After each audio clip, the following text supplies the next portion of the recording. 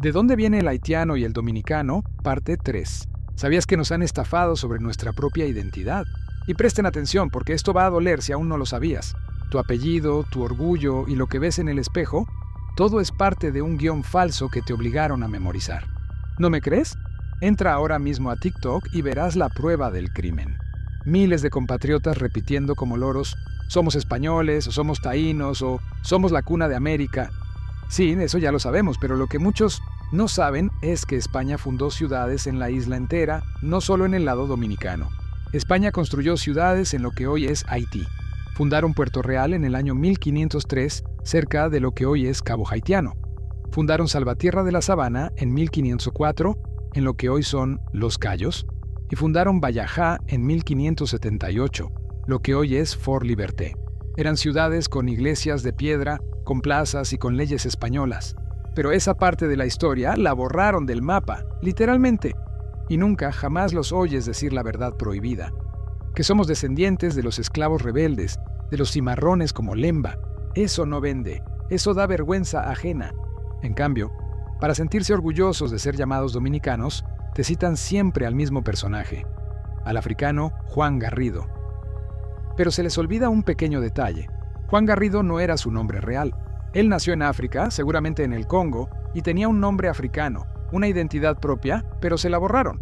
Le impusieron un nombre español para convertirlo en la mascota perfecta del sistema. Y aquí está la verdadera estafa de los negros ladinos. Nos venden a esos sirvientes cristianizados como si fueran nuestros padres, pero la historia real es que los ladinos fueron un experimento fallido. Eran tan pocos y tan rebeldes que apenas un año después de llegar, en 1503, el gobernador Nicolás de Obando escribió una carta desesperada a la reina Isabel pidiendo que no mandaran más ladinos. ¿Por qué? Porque se escapaban a los montes y enseñaban a los indios a pelear contra los españoles. Al ver este desastre, la corona cambió el plan y trajo masivamente a los negros bozales, africanos puros sin cristianizar. Por cada ladino educado que te mencionan en la escuela, entraron miles de bozales que son nuestros verdaderos abuelos. Usan la excepción del ladino para ocultar la regla del africano. Pero para saber la respuesta real, hay que dejar el cuento de hadas y abrir los libros prohibidos. Esos libros que el sistema ignora para repetirnos que el trato aquí fue cordial. Y ojo, los expertos no mienten por maldad. Repiten lo que el sistema exige para ocultar una verdad biológica, que más del 80% de nuestra herencia materna es africana. Y no viene de ladinos con nombre cristiano, viene de esclavos que sobrevivieron al infierno. Hoy vamos a usar la matemática para resolver este crimen histórico. Vamos a descubrir dónde están los miles de ancestros que desaparecieron de los libros y probaremos que el origen del haitiano y el dominicano es más cercano de lo que te han contado. Bienvenidos a la verdad sin maquillaje. El primer mito es esa fe y civilización de la que tanto presumen.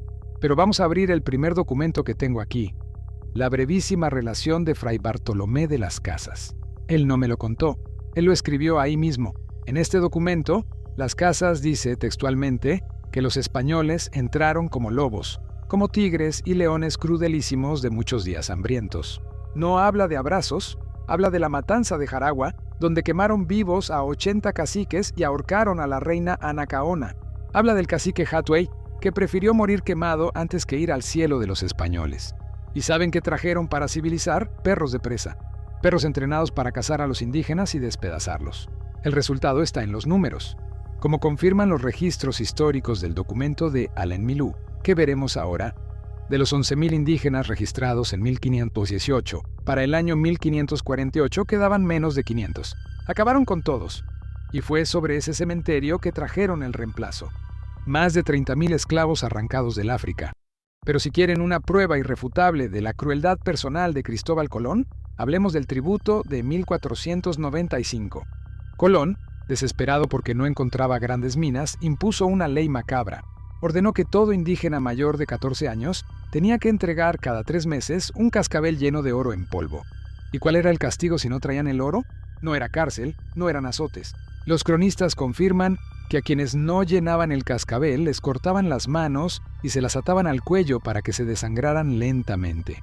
Esa fue la civilización de Colón. Mutilar a niños de 14 años por un puñado de polvo. Esa es la raíz de la que nos mandan a sentir orgullo.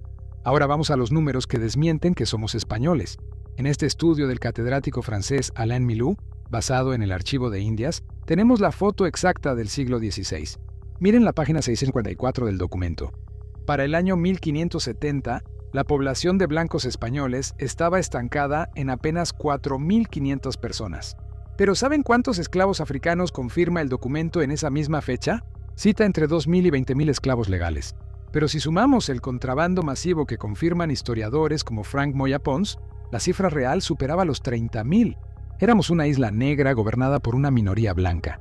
¿Y por qué trajeron tantos? Porque el amo perfecto español se negaba a trabajar. Miren lo que dice la página 648. Cita una carta oficial donde describen al inmigrante español. Lo dice el documento, naturalmente Aragán. El colono quería dinero fácil, por eso necesitaban africanos. Aquí entra la parte que cambiará tu forma de ver la historia.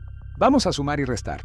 La historia nos confirma que había hasta 30.000 esclavos africanos. Pero cuando el gobernador Osorio hace su famoso censo en 1606, después de quemar los pueblos, los registros dicen que solo quedan 9.600 esclavos. ¿Dónde están los otros 20.000? ¿Se murieron todos? Imposible. Seguían naciendo y seguían trayendo barcos de contrabando. La respuesta lógica a la que el sistema oculta es que esos negros no desaparecieron, se quedaron. Cuando España ordenó quemar los pueblos para mudarse a Santo Domingo, miles de negros dijeron no. Se quedaron en los montes, se quedaron en el Bauruco, se quedaron en el lado oeste.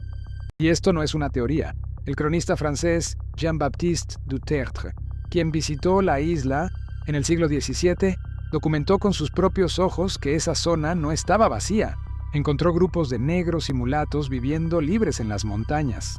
Esos grupos fueron la base social que recibió a los bucaneros franceses años después. Sin esos cimarrones que conocían el terreno y servían de guías, el asentamiento francés hubiera sido imposible. Así que el origen de Haití no es solo francés. Se cimentó sobre la resistencia de nuestros propios ancestros que se negaron a obedecer a España. Por eso afirmo que el haitiano y el dominicano nacieron juntos. Los franceses llegaron mucho más tarde, pero la base humana, la semilla rebelde, ya estaba ahí. Eran los cimarrones. Recordemos a los líderes de esa resistencia, nuestros padres fundadores olvidados: Juan Vaquero, alzado en las sierras del sur, Diego de Guzmán, el terror de San Juan de la Maguana, y Sebastián Lemba, con 15 años de guerra en Higüey. Ellos y sus seguidores son esos miles de desaparecidos. España creó a Haití 2 veces, primero al abandonar el territorio, y segundo al obligar a los rebeldes a refugiarse allí, donde el látigo español no llegaba. Y aún con esta historia de guerra, el sistema nos dice que el trato fue cordial. Si fuera cordial, esos miles no se hubieran fugado a los montes. Vamos a describir esa cordialidad con detalle. En los ingenios azucareros, los esclavos trabajaban turnos de hasta 20 horas. El cansancio era tal que se dormían de pie frente a la maquinaria. Y aquí viene el dato brutal. Cuando un esclavo, vencido por el sueño, dejaba que su brazo fuera atrapado por el trapiche, el capataz no detenía la máquina. Tenía un hacha lista para cortar el brazo ahí mismo y que la molienda siguiera. Para el amo español, el esclavo era una pieza de repuesto. Si se rompía, se tiraba. Por eso la esperanza de vida de un esclavo no pasaba de los 7 años. Eso es trato cordial y no solo era violencia física. Miren este documento del historiador Rubén Sillier Valdés. En la página 5, denuncia claramente que las mujeres eran violadas sistemáticamente. ¿Por qué tenemos más del 80% de herencia materna africana? Porque somos el fruto de esas mujeres violadas. ¿Y saben por qué después dejaron de matar tanto? En la página 6, Sillier Valdés nos da la respuesta fría. No era bondad, era pobreza. El amo español estaba quebrado. El texto dice textualmente, no contaba con los medios para reemplazarle. Cuidaban al esclavo por economía, no por humanidad. Finalmente, recordemos quién entregó la Tierra del Oeste. En 1603, España ordenó destruir sus propios pueblos: Montecristi, Puerto Plata, Vallajá y Yaguana.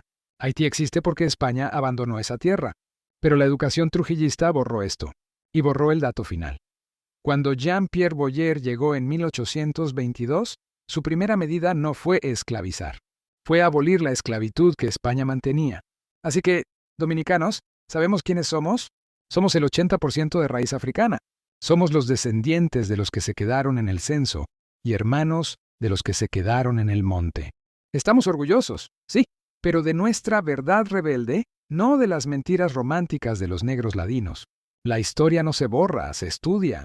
Y para los que andan diciendo que el haitiano llegó 300 años después, dejen de repetir tonterías por TikTok y miren los libros de contabilidad de la época. La historia no miente. Para el año 1570, en esta isla ya había más de 30.000 esclavos africanos. Esa era la base, la raíz de todo lo que somos hoy. No éramos dos pueblos todavía, éramos una sola masa de gente trabajando la misma tierra bajo el mismo sol. Lo que pasó después con las devastaciones de Osorio en 1605 no fue que unos llegaron y otros se fueron. Fue que la familia se partió en dos. Imaginen a dos hermanos. Al primer hermano se lo llevaron a la fuerza hacia el este, Santo Domingo. Allí, en medio de la pobreza y el olvido de España, convivió tan cerca del amo que su sangre se mezcló. Se hizo mulato, su piel se aclaró un poco con las generaciones, pero su ritmo y su comida seguían siendo los de su abuela. El segundo hermano se negó a marchar. Se quedó en los montes del oeste, lo que hoy es Haití. Allí resistió, mantuvo la casa y, años más tarde, recibió a los nuevos hermanos que trajeron los franceses.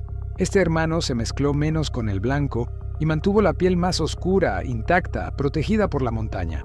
Con el tiempo, nos hicieron creer que somos agua y aceite. Pero si somos tan diferentes como dicen los nacionalistas, tengo una pregunta para la ciencia. ¿Por qué, según estudios de la Academia de Ciencias y National Geographic, el ADN mitocondrial dominicano es un 85% a 90% africano? La sangre no sabe de fronteras. El ADN mitocondrial es el que se hereda solo de la madre. Eso significa que, aunque el padre fuera un español y la piel del dominicano cambiara, la madre original de esta isla, la que llevamos todos en las células, es africana. Es africana de un lado del río Masacre y es africana del otro. Un hermano salió más claro y el otro más oscuro. Uno habla español y el otro creyol, pero que nadie se equivoque. Salimos del mismo barco y somos, indiscutiblemente, de la misma raíz.